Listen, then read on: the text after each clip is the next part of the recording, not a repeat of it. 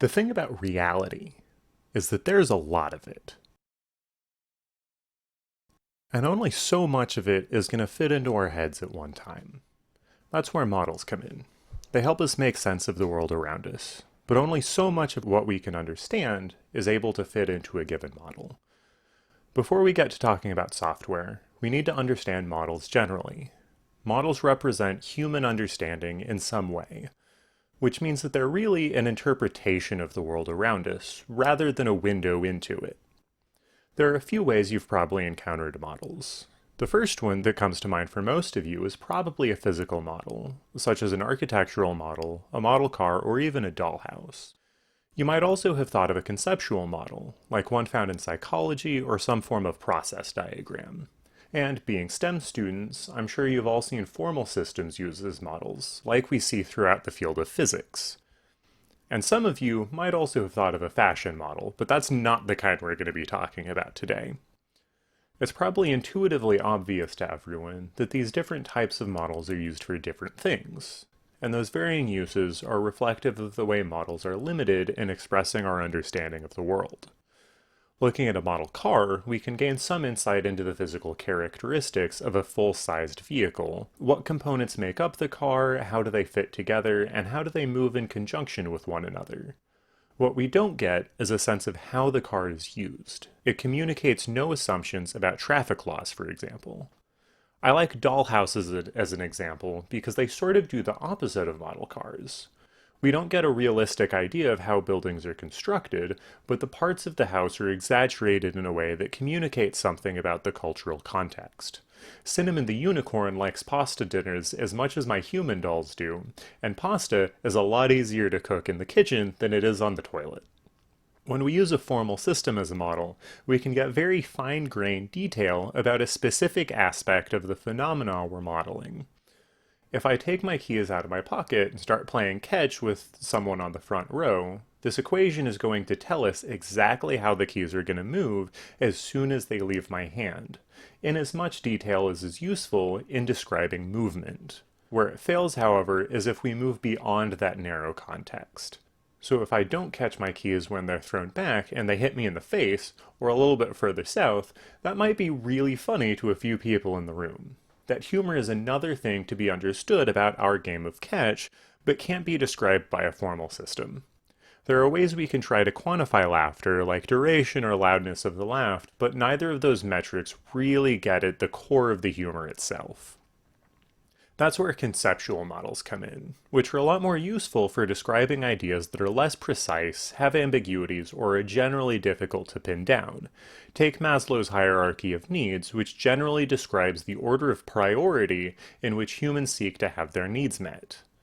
At a surface level, we know that people generally don't seek higher level needs if more base needs aren't being met, but this isn't always the case. It's more complex than that, and taking a deeper dive into the literature on this model shows us that it does account for situations where people don't directly follow this hierarchy in a meet need 1, then need 2, then need 3 kind of order. It's important to understand how we use these models, but we need to understand the values that are at play when we use them. We've seen how a model's uses are directly tied to its limitations, and wrapped up with those are its values. So to demonstrate values, we're going to look at an example that you would probably never think of having any kind of ideology associated with it. You may ask yourself, what are you talking about, Cyril? There's no way this model could be anything but ideologically neutral. The metric system, which, following the French Revolution, was part of the first piece of legislation passed by the new French government.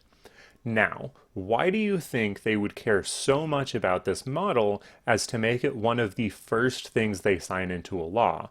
I'll give you a hint, it wasn't because they thought science was neat. It's actually because as a system of measurement, it protected the working class from exploitation.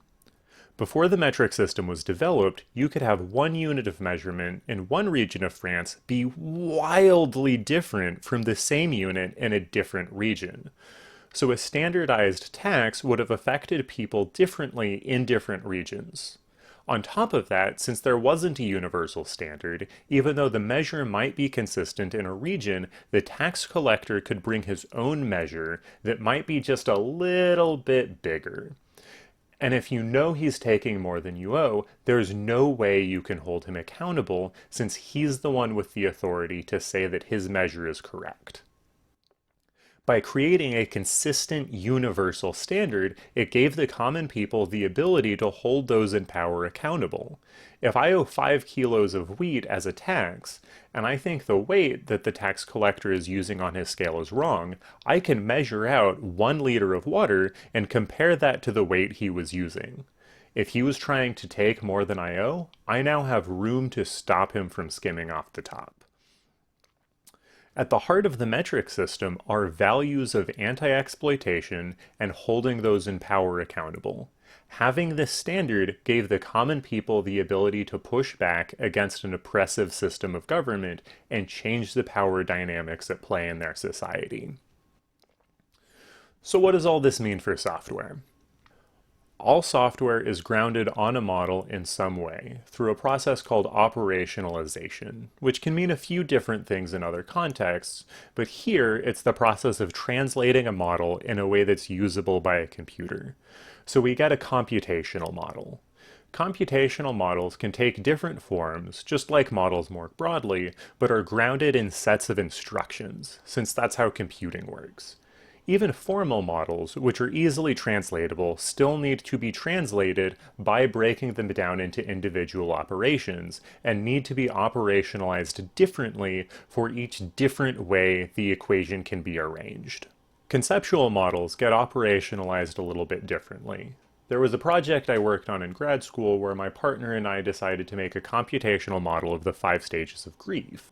We went about doing this by creating a simulated agent that would go through the 5 stages in response to external simulated events. One of the benefits you get as a side effect when making a computational models like this is by making every part of the model an explicit instruction, it forces there not to be any unstated assumptions. When my partner and I started working on our grief model, we realized we actually had no idea why and when people move from one stage to another. So we came up with an answer based on our personal experiences and decided we were going to represent that process as the effect of each stage building in intensity until it hit a certain threshold and moved to the next stage. Basically, if the agent were in the anger stage, it would get more and more mad about things that happened to it until anger was no longer a useful mechanism for coping. Models aren't just inputs and outputs, though. The way we conceptualize a model is important. For software, that means how the code is structured. Even just coding the same function iteratively or recursively is meaningful. An iterative loop where we go through a series of instructions, one after the other, and at the end determine whether to repeat that series. And a recursive loop where a function calls itself and first determines how many times it needs to loop, then runs the series of instructions from the inside out. These two approaches are basically opposites of one another, and give us two different approaches to conceptualizing similar models. On a bigger scale, when we look at different programming languages, the paradigms they follow are going to affect how we approach writing those software in those languages. In a procedural language, we have a function that executes a sequence of operations and spits out a result, compared to functional languages, which are treated as a series of function evaluations.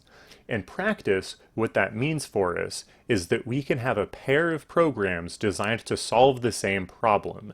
Given the same inputs, we get the same outputs, but under the hood, they're built using two different languages in different programming paradigms. Even though these two programs are functionally identical if we don't look at the code, they are two different ways of modeling the same problem. Because software is made to accomplish some goal, implicit to the way it goes about doing that is a statement about how that goal should be achieved. So an AI system that plays Go makes a statement on how the game of Go should be played. A social media feed curation algorithm is a statement on what content you should be consuming.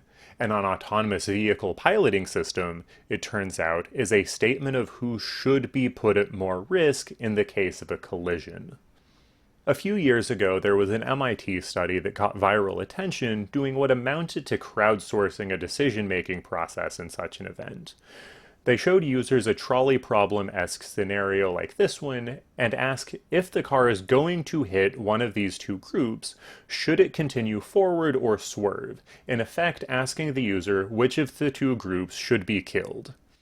Now, I don't know how these systems are supposed to distinguish doctors and criminals when they cannot reliably distinguish a pedestrian from a bicycle, and to say that this study is deeply unhelpful would be putting it lightly. So let's imagine a more realistic scenario that will lend us some more insight into the problem. We're driving down the road, 35 miles an hour, obeying the speed limit, when suddenly a pedestrian steps out in front of the car. I could swerve, as this MIT study suggests I do, but having been in this situation, I'd probably just hit the brakes. But maybe there's a big honkin' truck tailgating our car because they are mad we'd have the audacity to be driving as slow as the speed limit. And they're close enough that if we slam the brakes, there's a good chance they're going to rear end us. It would be reasonable to swerve into the other lane in this scenario, but since there's the chance of there being an oncoming car, let's throw that into the mix here and say that if we swerve, we'll probably hit that oncoming car.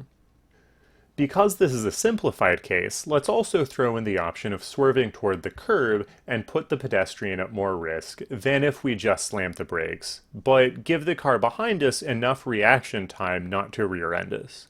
Even though the pedestrian here is at more risk, it's still better for them than doing nothing and barreling through at 35 miles an hour.